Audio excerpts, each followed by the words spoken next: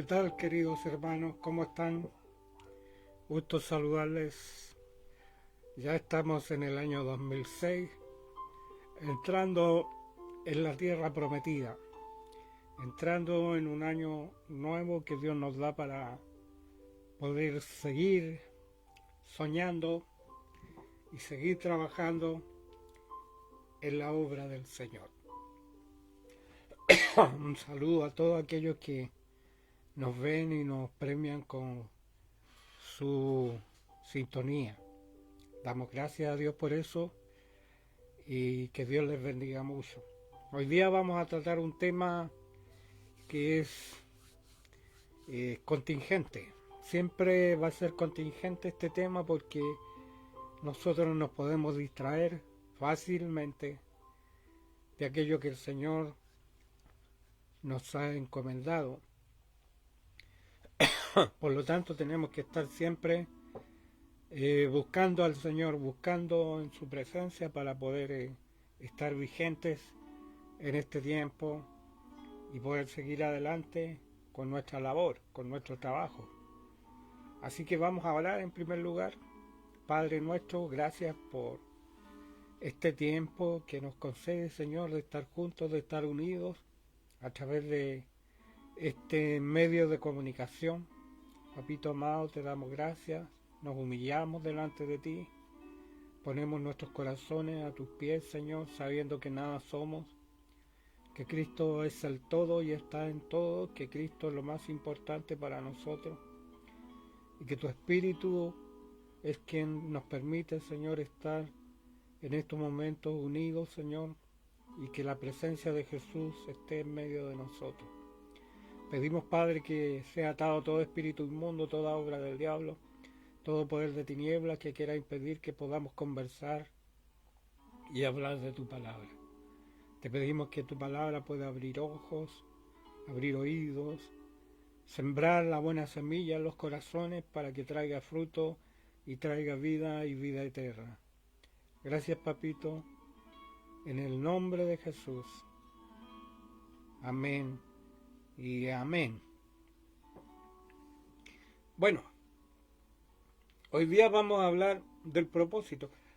El otro día yo escuchaba a alguien que hablaba de una manera, ¿cómo decir?, controversial acerca del propósito. Él decía que no había ningún propósito excepto Jesús, excepto Cristo, que todo propósito era Cristo. Y es una manera muy resumida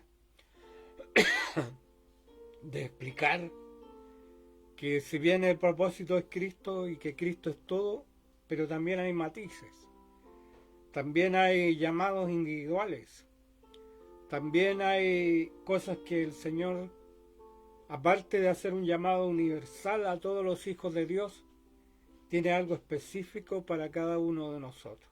Porque todos nosotros no somos una masa, no somos una mente colectiva, somos individuos que hemos a través del Espíritu Santo entrado en comunión con Dios y pasamos a ser parte de un todo, pasamos a ser parte de la iglesia de Cristo y del reino de Dios. Pero eso no anula nuestra individualidad, eso no anula que haya un propósito específico para cada uno de nosotros. Aunque el fin de todo y el propósito de todo es Cristo, pero eso no anula el hecho que tengamos un llamado individual hacia nuestra labor como hijos de Dios. Yo hoy día no les voy a proyectar en la pantalla los textos porque se me saturó el Google y yo traslado a través del Google los textos, así que tengo que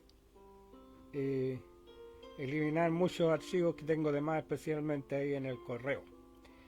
Entonces, por ahora vamos a usar nuestros oídos y usted va, si puede buscar en su Biblia, vamos a poder también leer juntos con nuestro amigo que es nuestro lector digital que nos permite oír la palabra. Está en Mateo 25, 14 al 30. Si usted lo puede buscar en Mateo 25, del 11 al 30. El texto más importante está en Mateo 25, 25. Pero vamos a leer todo el pasaje para que podamos entender. Ahí va.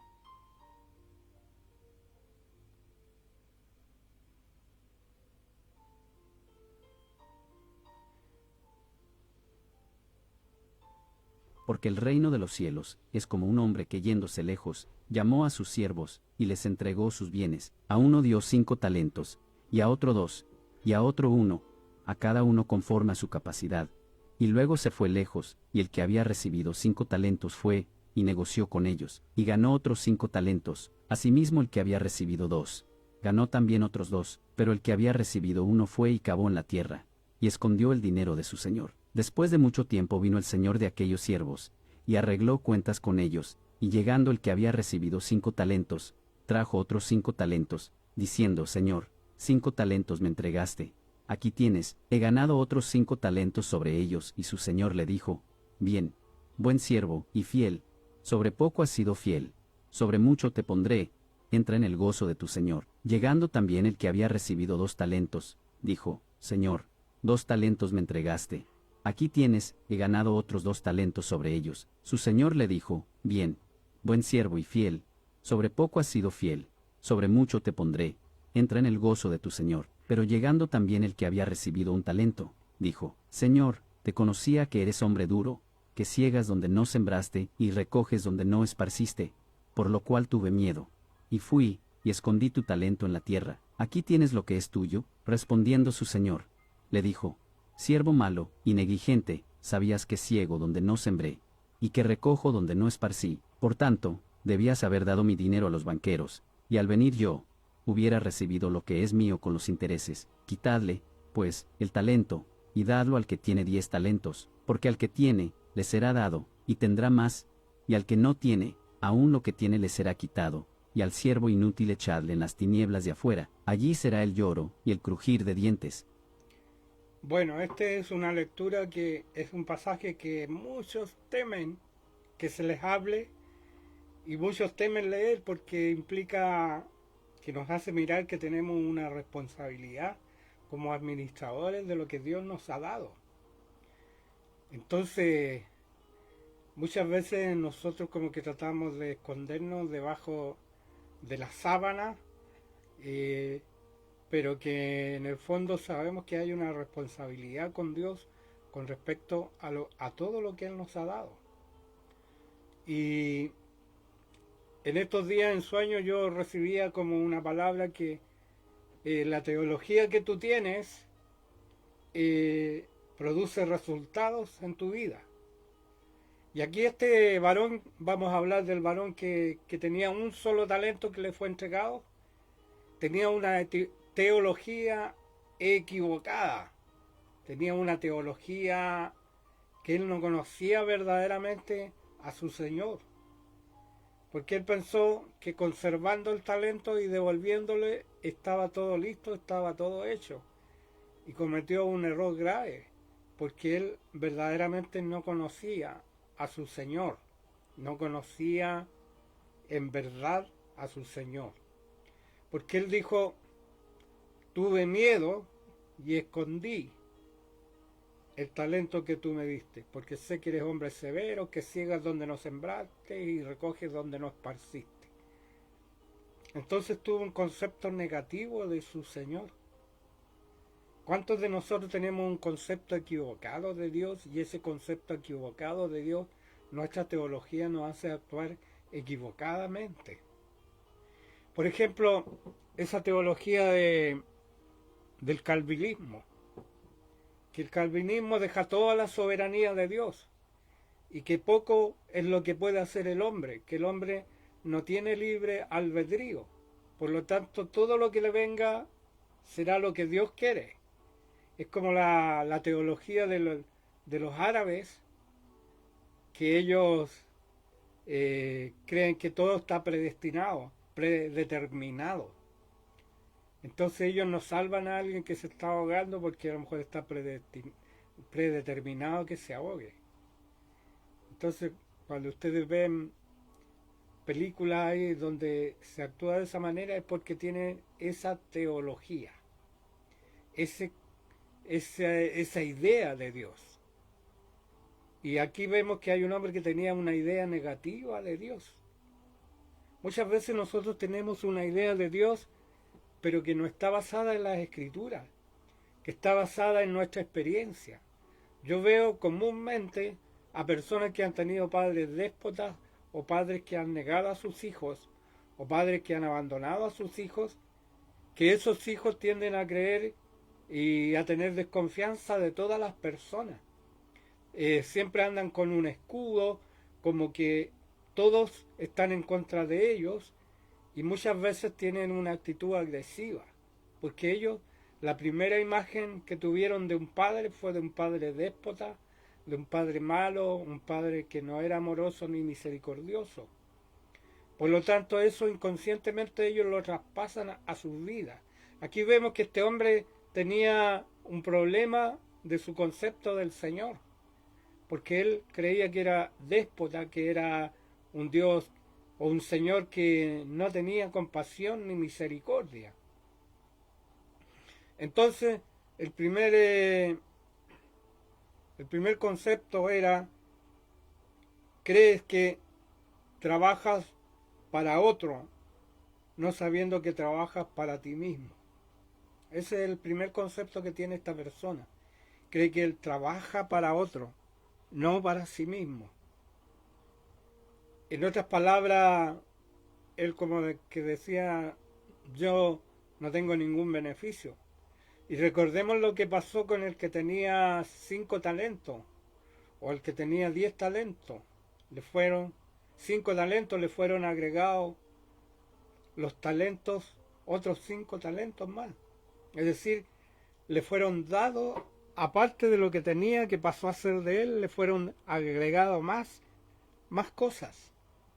Entonces muchas veces tú crees que trabajas para ti, es la obra del Señor, o que trabajas para Cristo.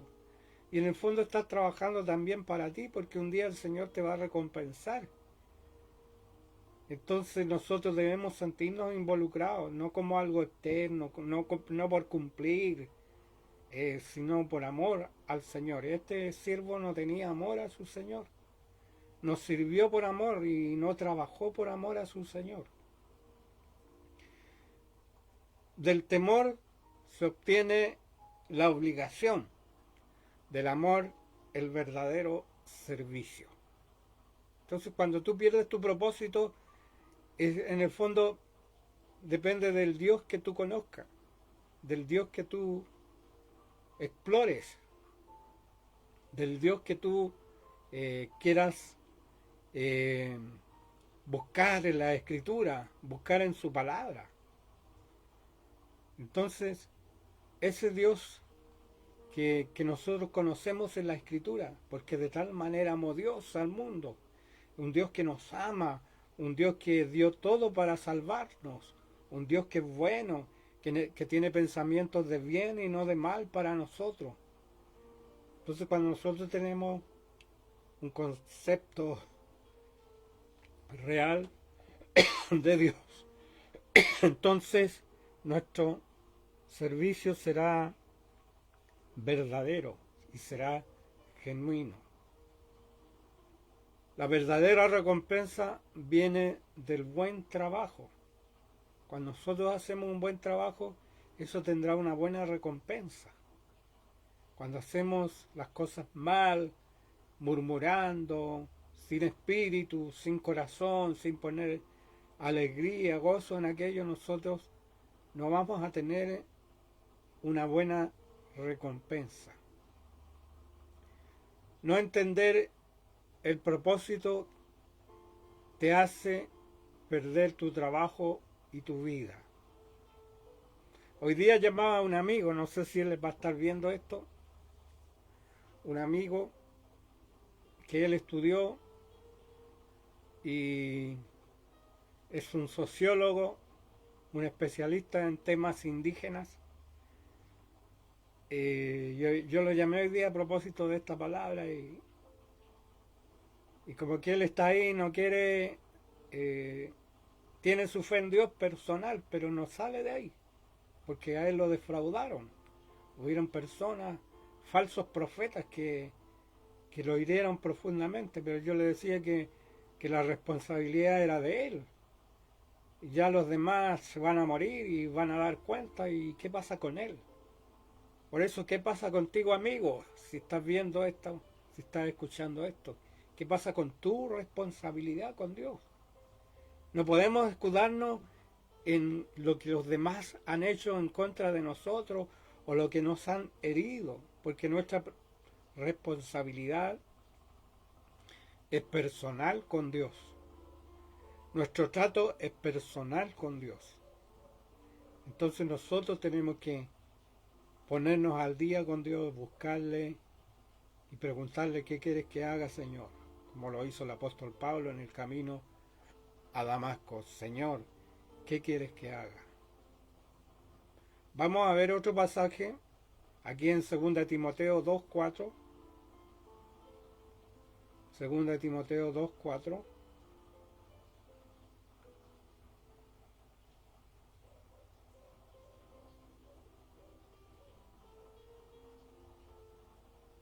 Ninguno que milita se enreda en los negocios de la vida, a fin de agradar a aquel que lo tomó por soldado.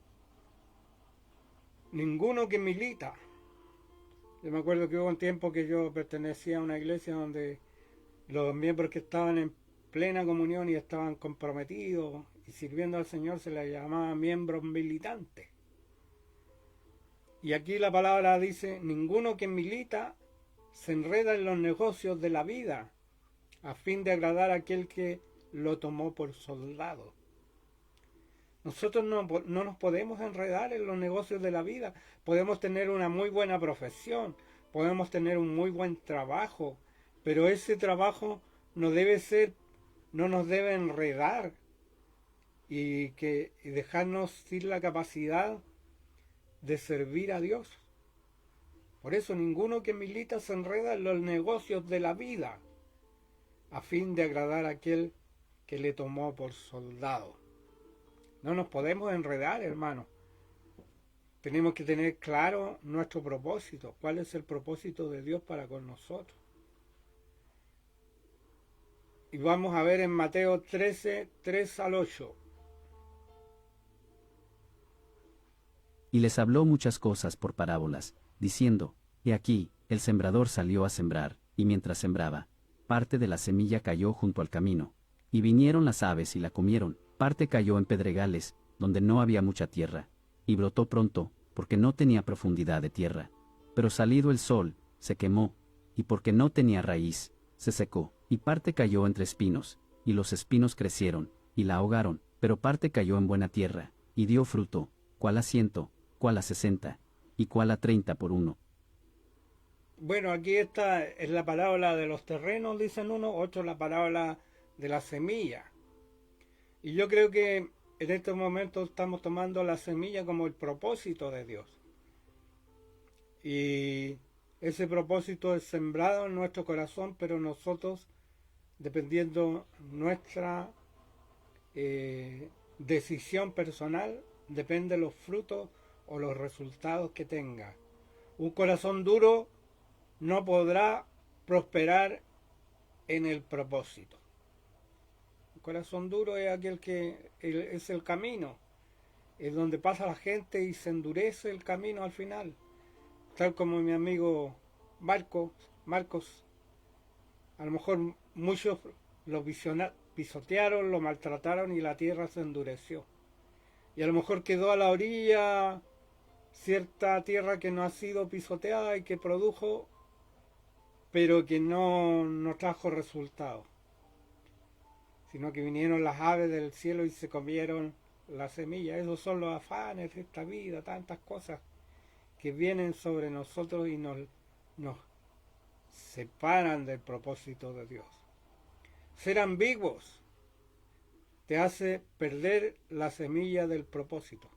Cuando somos ambiguos no somos como que estamos entre dos caminos, un pie en el reino de Dios y un pie en el mundo.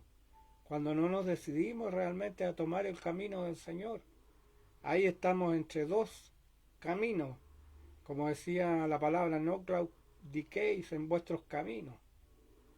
Entonces muchas veces estamos entre dos caminos. Queremos agradar a los hombres y queremos agradar a Dios. No se puede agradar a los hombres y agradar a Dios a la vez. De una misma fuente no puede salir agua dulce y agua salada. Si yo fuera siervo de los hombres, decía Pablo, no sería siervo de Dios, siervo de los hombres en el sentido de tratar de hacer lo que los hombres te dicen y no lo que Dios te manda y te dice. Ser duros de corazón desperdicia el propósito. Los que tienen piedras, pedregales, eso mata el propósito de Dios. ¿Y cuáles son las piedras? Aquellas cosas que nosotros cobijamos, la riqueza, el dinero, el afán, los bienes de esta tierra.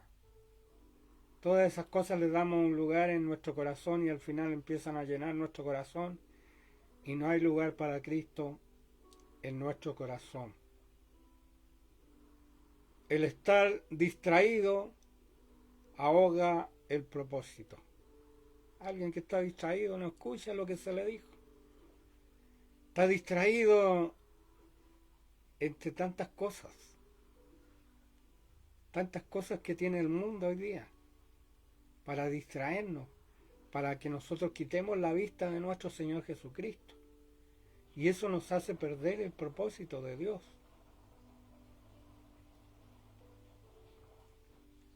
La buena tierra del que cree y recibe y profundiza el propósito de Dios. Nosotros a veces creemos que con tener una fe en Dios es suficiente. Y ahí está nuestra teología equivocada. Porque nosotros tenemos que escuchar la voz de Dios y obedecer la voz de Dios. Y estar en pacto. Si no creímos, en vano, hermano. Tenemos que perseverar en el camino de Dios. Tenemos que obedecer y tenemos que retener la palabra que nos ha sido entregada. Aquí vamos a ver este pasaje que... ¿Por qué me llamáis Señor, Señor, y no hacéis lo que yo digo? Todo aquel que viene a mí, y oye mis palabras y las hace, os indicaré a quién es semejante. Semejante es al hombre que al edificar una casa, cavó y ahondó, y puso el fundamento sobre la roca. Y cuando vino una inundación, el río dio con ímpetu contra aquella casa, pero no la pudo mover, porque estaba fundada sobre la roca. Entonces aquí tenemos que el que oye la palabra y la hace, ese es el que camina en el propósito de Dios. Pero el que oye y no la hace, simplemente la obra de Dios nunca va a ser perfecta en su vida. 1 Corintios 15:2 dice: Por el cual asimismo, y si retenéis la palabra que os he predicado, sois salvos, si no creísteis en vano. Yo sé que la salvación es una obra perfecta y es por gracia, pero hay algunos que creen a media y no tienen una salvación completa en sus vidas, porque no han oído ni han retenido la palabra ni han creído la palabra con fe. Y esos son los que creen a medias y creen que son salvos y no han sido nunca salvos. No quiero que tú te encuentres en el cielo con la sorpresa que el Señor te diga: nunca os conocí, apartados de mí, hacedores de maldad. ¿Sabes? Yo estos días he estado orando y he pedido a Dios que reavive el propósito en mi corazón. Porque llega el tiempo que uno ha hecho de todo en la obra del Señor. Ha trabajado en la obra del Señor, se ha sacrificado, ha invertido en la obra del Señor y ha hecho distintos trabajos en la obra del Señor, y muchas veces uno al llegar a los 70 años dice: no tengo muchos frutos. O si uno mira, no puede decir: mire, yo tengo frutos de esto, y a veces los frutos no llegan, a veces los frutos no están a la vista o no sabemos si realmente tenemos fruto en todo lo que hemos trabajado delante del Señor. Entonces ahí uno se pregunta, ¿realmente yo estoy en el propósito de Dios o es necesario que pare?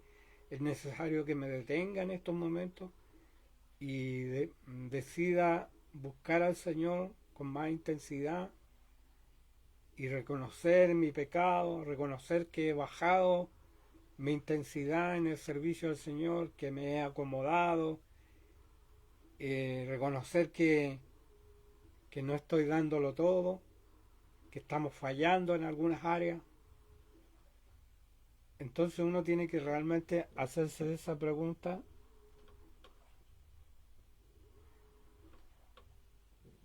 y, como dice la palabra, parado en vuestros caminos. Que es bueno que nosotros nos detengamos en algún momento para considerar nuestros caminos delante del Señor. Porque podemos estarla haciendo todas y podemos creer que estamos perfectos. Pero en el fondo podemos estar en la religión, podemos estar en las obras, podemos estar en el yo-yo y podemos estar sinceramente equivocados.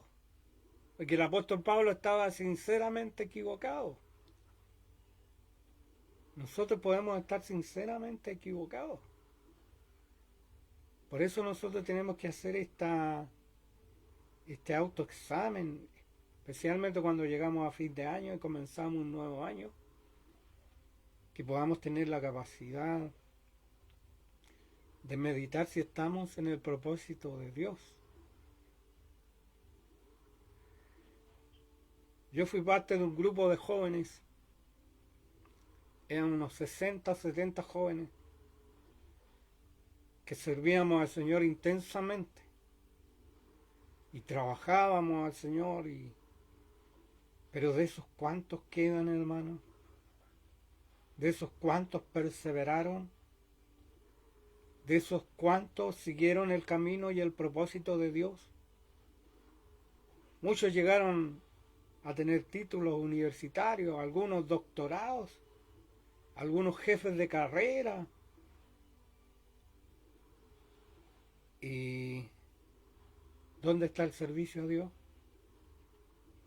¿Dónde está el componente que pueda tener una balanza con respecto a lo que nosotros hacemos como profesión, como padres, como esposos, y lo que hacemos para el reino de Dios? Tenemos que tener un equilibrio. Y ese equilibrio tiene que estar que también nosotros tenemos un propósito en el reino de Dios. Con mi amigo Marco hablaba con él porque él es sociólogo y yo le decía, tú podrías hacer proyectos, podrías estar haciendo programación de trabajo, conseguir financiamiento para la obra del Señor. Pero sin embargo no lo está haciendo. Conozco a otro siervo que Dios le ha dado esa capacidad de administración y él está apoyando la obra que yo estoy haciendo allá en Cerro Navia y Dios le ha bendecido, pero él está cumpliendo un propósito en la obra del Señor. Nosotros somos un eslabón en una cadena larga y tenemos que estar cumpliendo un propósito. Yo estaba pensando en los niños que yo he adoctrinado y he enseñado, que hoy día son adultos, son padres de familia, y estábamos haciendo un recuento que hay muchos que son líderes, que son pastores, muchos de ellos quizás ni se acuerdan de mí y tampoco ni se acuerdan de enviarme una ofrenda, pero ahí están sirviendo a Dios y están cumpliendo un propósito. Yo fui en un eslabón para ayudarlos, para bendecirlos, para adoctrinarlos. Y los tengo reconocido porque hemos hecho recuento. Entonces, mis hermanos, nosotros no somos una isla.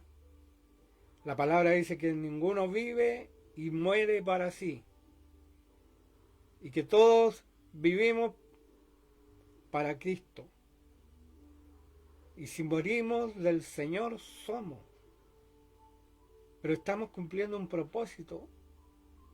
A veces plantar un árbol que va a demorar 50 años, 60 años en dar fruto. Pero ese árbol fue plantado y un día traerá fruto. Hay otros árboles que dan a los 2 años, a los 3 años empiezan a dar fruto inmediatamente.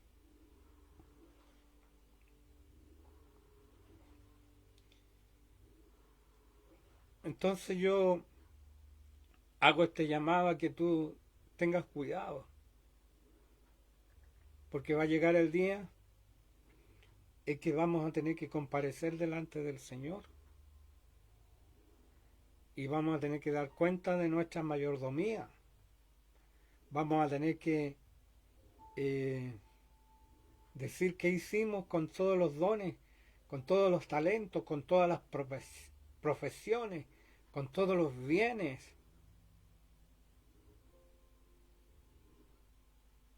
Y no espere que llegue ese día. Hay trabajo. En Cerro Navia, si tú quieres ayudarme, hay trabajo. En tu profesión. O para sostener la obra del Señor. Hay trabajo. Faltan los obreros. El Señor dijo, rogad al Señor de la mies que envíe obreros a su mies, porque trabajo hay. Hay trabajo en la viña del Señor para aquel que quiera trabajar, para aquel que quiera servir, para aquel que quiera cumplir un propósito en la presencia del Señor. Por eso, hermano, yo creo que es importante que al enfrentar este año, tú te hagas esta pregunta: ¿qué propósito estoy yo cumpliendo en la obra de Dios? A lo mejor no tienes dinero, a lo mejor no tienes un título, no tienes talento, no tienes recursos, pero hay un recurso que todos tenemos, y es la oración. Tú puedes orar por aquellos que están adelante, en la primera línea del servicio a Dios. Por mí tú puedes orar, por otros siervos. Y ahí tú estarías cumpliendo un propósito. Trabajo hay en la obra del Señor. Como decía ese himno antiguo, que el que quiera trabajar hallará también lugar en la viña del Señor. Que el Señor les bendiga, mis hermanos.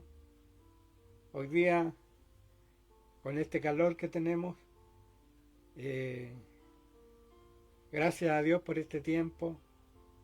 Yo quiero orar por ti. Yo quiero orar por tu espíritu, por tu alma. En el nombre de Jesús. Padre mío, yo quiero orar por aquellos que están oyendo esta palabra, Señor, que se han perdido.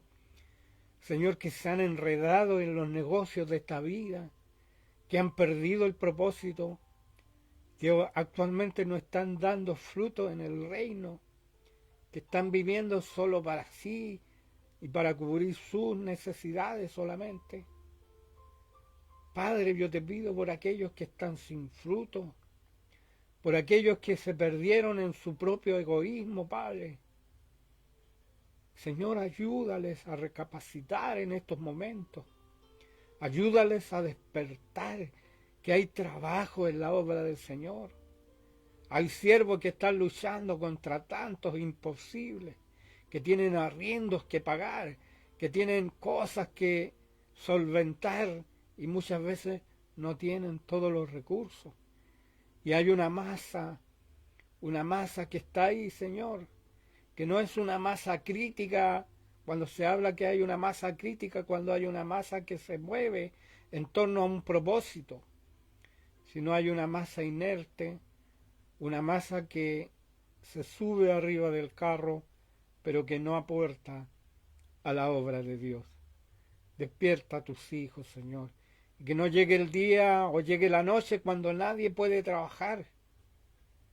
Señor, cuando ese momento llega ya no hay nada más que hacer.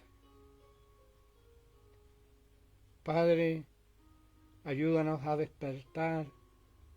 Aviva el propósito en nosotros. Aviva el fuego en nuestros corazones, Padre.